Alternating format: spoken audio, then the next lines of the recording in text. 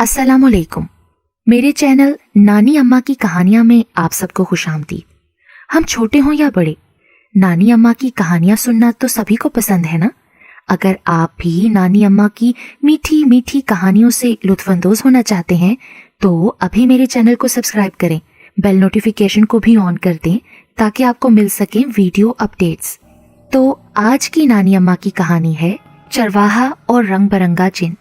मोहम्मद दीन चरवाहा जंगल में भेड़ बकरियां चरा रहा था कि अचानक एक बहुत बड़ा हाथ उस जगह आया और उसने मोहम्मद दीन की एक बकरी उठा ली। फिर वो वापस चला गया। मोहम्मद दीन उस वक्त एक दरख्त के नीचे लेटा हुआ था। उसने लंबे चौड़े हाथ को देखकर अंदाजा लगाया कि ये किसी जिन का हाथ है, लिहाजा वो खौफ से थर थर कांपने लगा। उसने देखा कि ये हाथ दरख्त के ऊपर से निकला था और वहीं से उसने बाजू लंबा करके मोहम्मद दीन की बकरी उठा ली थी। चरवाहा मोहम्मद दीन इसलिए भी खौफजदा हो गया था कि जिन ने उसकी बकरियां देख ली हैं। अब वो रोज उसकी बकरियां उठाकर खाया करेगा।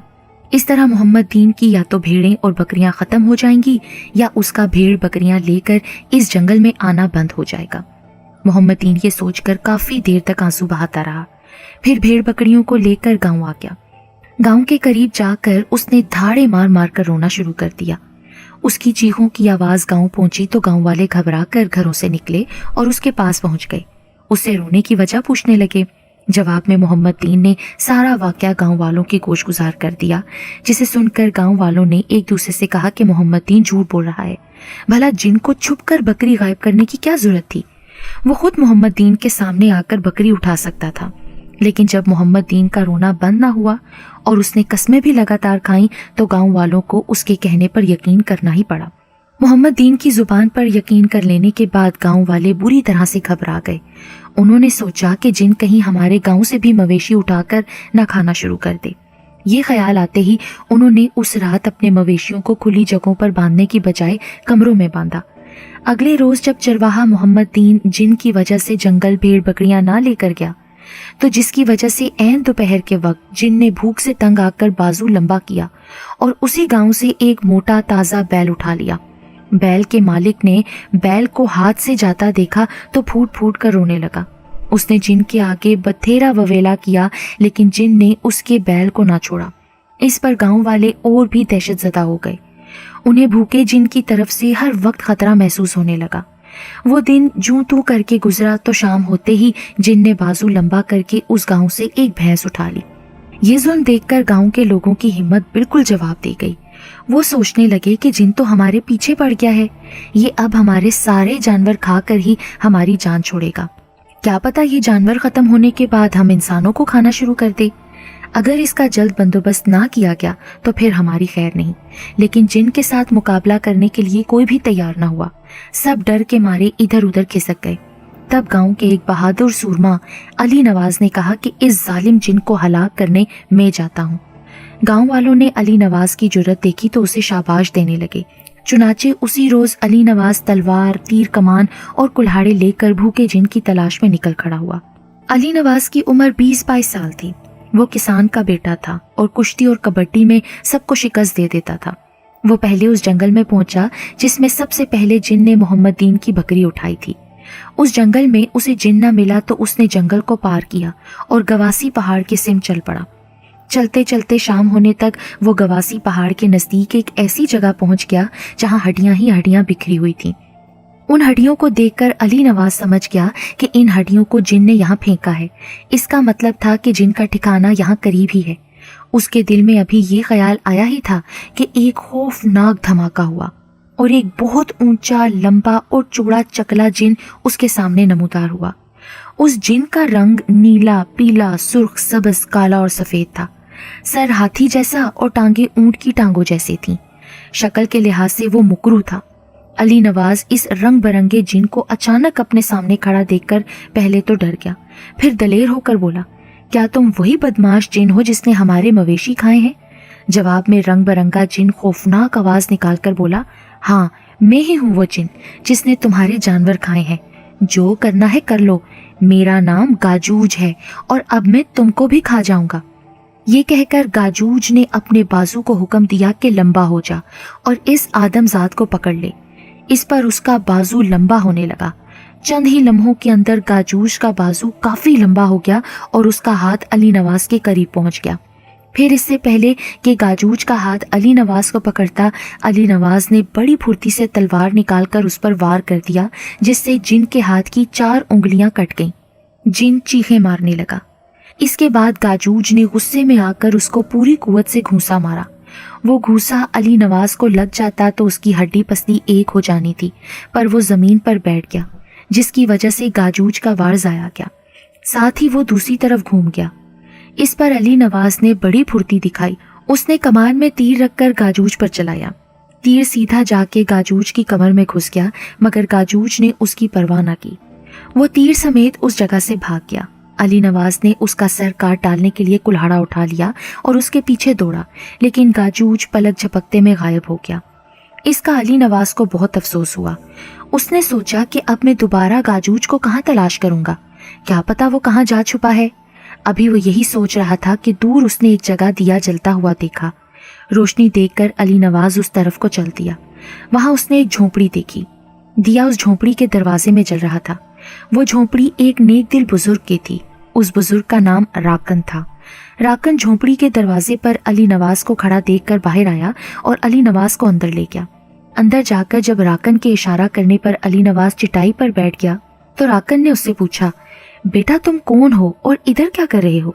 अली नवाज ने जवाब दिया, बाबा जी मेरा नाम अली नवाज है और इधर मैं गाजूज जिन को हलाक करने के लिए आया हूँ। मेरी उसके साथ थोड़ी देर पहले जंग हुई है, मगर वो मैदान से भाग गया है। राकन ने ये सुना तो अली नवाज की पीठ थपकने लगा।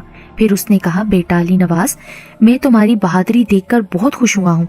गाजूज के मुकाबले पर बड़े से बड़ा सूरमा भी आने से डरता है, लेकिन तुम उससे मुकाबला करने के लिए आ गए हो। तुम्हारी जुर्रत की वजह से मैं तुम्हारी मदद जरूर करूंगा। अली नवाज ने जल्दी से पूछा, बाबा जी आप मेरी क्या मदद करेंगे? राकन बोला, मैं तुम्हें एक चादर दूंगा जो तुम्हें बग्गाम पहाड़ पर पहुंचा देगी। बग्गाम पहाड़ पर? अली नवाज ने हैरान होकर कहा। इस पर राकन ने उसे बताया कि गाजूज जिन की जान एक अजदहे में है। जब तक उस अजदहे को हलाक नहीं किया जाएगा गाजूज नहीं मर सकता, चाहे 100 तलवारों से उस पर हमला किया जाएगा। और गाजूज की जान वाला अजदहा बग्गाम पहाड़ पर रहता है। अली नवाज को राकन की जबान से जब ये मालूम हुआ कि गाजूज की जान एक अजदहे में है और वो अजदहा बग्गाम पहाड़ पर रहता है तो उसने राकन से कहा, बाबा जी आपकी बड़ी मेहरबानी होगी अगर आप किसी तरह मुझे बग्गाम पहाड़ पहुंचा देंगे। असल में मैं जल्द अज जल्द गाजूज को हलाक करना चाहता हूँ ताकि वो मेरे गाँव के लोगों और मवेशियों को ना खा सके। आप अपनी चादर मुझे अनायत कर दें, मैं आपका शुक्रगुजार रहूंगा। राकन ने अली नवाज की जल्दबाजी देखी तो उसे समझाने लगा, देखो बेटा जल्दबाजी ना दिखाओ। गाजूज जिन बहुत ताकतवर और बेरहम जिन है। उसने आसानी से तुम्हारे हाथों नहीं मरना। पहले कोई तरकीब सोचो, इसके बाद बग्गाम पहाड़ पर जाओ। मेरी सलाह मानो तो इस सिलसिले में मोगा जादूगर से मदद ले लो। पर ये मोगा जादूगर किस जगह रहता है बाबा जी? मोगा जादूगर यहाँ से 100 कोस शुमाल की जानिब दरिया के किनारे रहता है। मेरी चादर पर बैठो और पहले मोगा जादूगर के पास चले जाओ।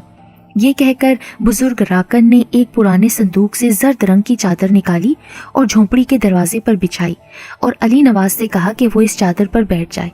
अली नवाज जो ही राकन की चादर पर बैठा वो चादर हवा में उड़ने लगी और चंद लम्हों के अंदर मोगा जादूगर की कुटिया पर पहुंच गई।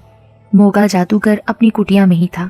अली नवाज जो ही उसके सामने हुआ वो गूंजदार आवाज में बोला, अली नवाज आ गए हो, बैठो बैठो।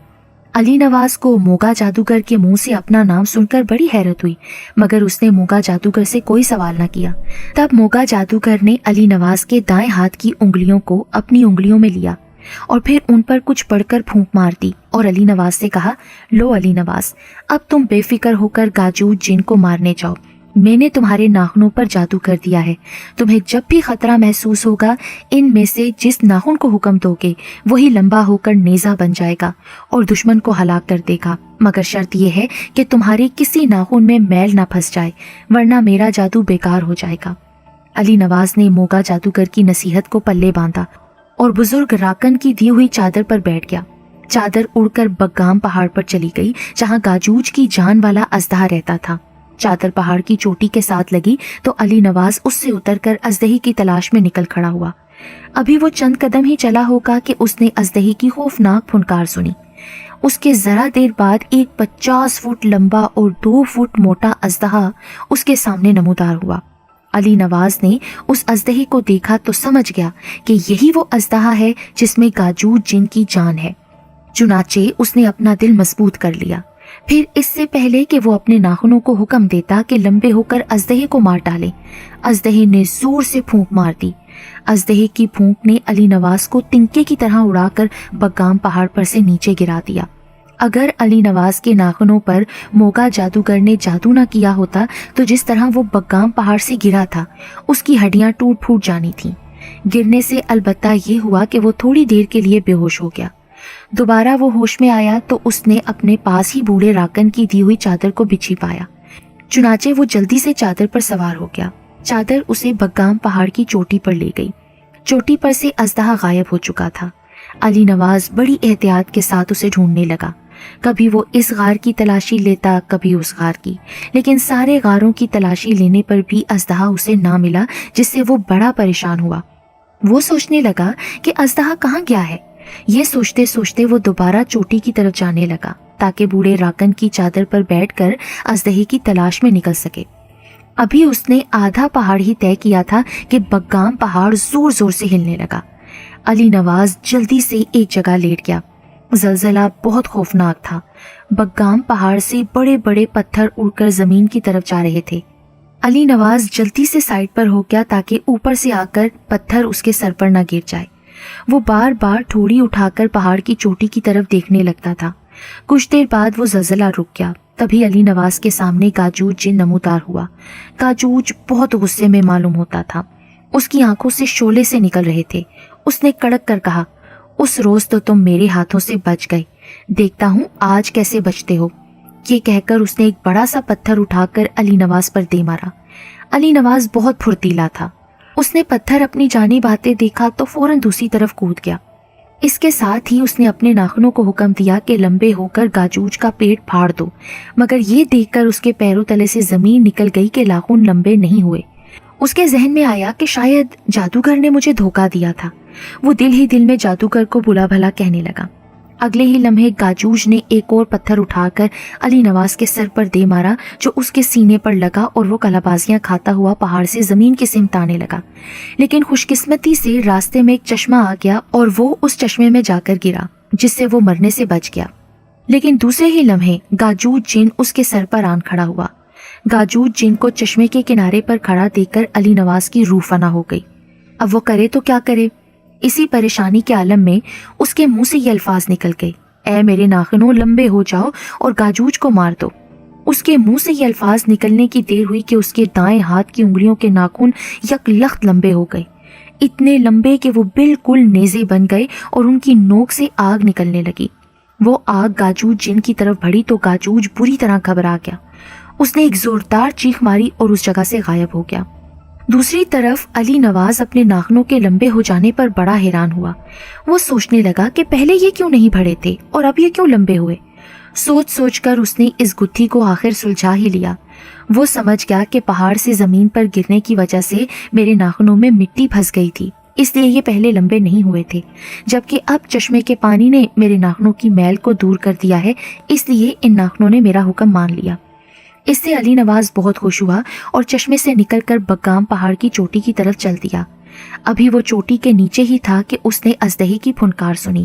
پھنکار سن کر علی نواز ہوشیار ہو گیا۔ عین اسی لمحے اس نے ایک بڑے پتھر کے نیچے سے اژدہے کو نکلتے دیکھا۔ اژدہے کا کنویں جتنا بڑا منہ کھلا ہوا تھا اور غصیلی نظروں سے وہ علی نواز کو لگاتار دیکھ رہا تھا۔ اچانک اس کے پیچھے گاجوج جن بھی نمودار ہوا اور اس نے یک دم علی نواز پر حملہ کر دیا۔ علی نواز کو بالکل پتا نہیں تھا کہ گاجوج اس کے پیچھے کھڑا ہے۔ اسے پتا اس وقت چلا جب گاجوج نے اس پر حملہ کیا۔ علی نواز نے گاجوج کا سایہ ہلتا دیکھ لیا، لہٰذا وہ فوراً پلٹ پڑا۔ ساتھ ہی اس نے ناخنوں کو حکم دیا کہ نیزے بن کر گاجوج کا پیٹ پھاڑ دو۔ ناخن اس کا حکم ملتے ہی نیزے بن گئے اور گاجوج کے پیٹ میں جا چبھے۔ اس پر گاجوج جن نے ایک بھیانک چیخ ماری اور بگام پہاڑ سے نیچے گر گیا۔ اسی دوران میں اژدہا پتھر کے نیچے سے نکل آیا اور علی نواز کی سمت بڑھا۔ علی نواز چونکہ گاجوج کو پہاڑ سے گرا چکا تھا، چنانچہ وہ بھی اژدہے کی جانب پلٹ پڑا۔ उसके दाएं हाथ के नाखून अभी तक नेज़े बने हुए थे और उनसे शोले निकल रहे थे। अली नवाज का मुंह अजदही की तरफ होते ही नाखूनों के नेज़े और लंबे हो गए और उन्होंने गाजूज की जान वाले अजदही को हलाक कर दिया, जिसके साथ ही गाजूज की मौत वाक़ई हो गई। उसके बाद अली नवाज चादर पर बैठकर बग्गाम पहाड़ से वापस आ गया।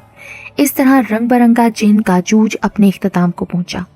अली नवाज अपने गांव पहुंचा। फिर उसने गांव वालों को खुशखबरी सुनाई कि अब सारे गांव वाले और मवेशी हमेशा के लिए रंग बरंगे जिन का शिकार होने से महफूज हैं, क्योंकि वो रंग बरंगे जिन को एक बुजुर्ग की मदद से हमेशा के लिए जहन्नुम वासिल कर चुका है।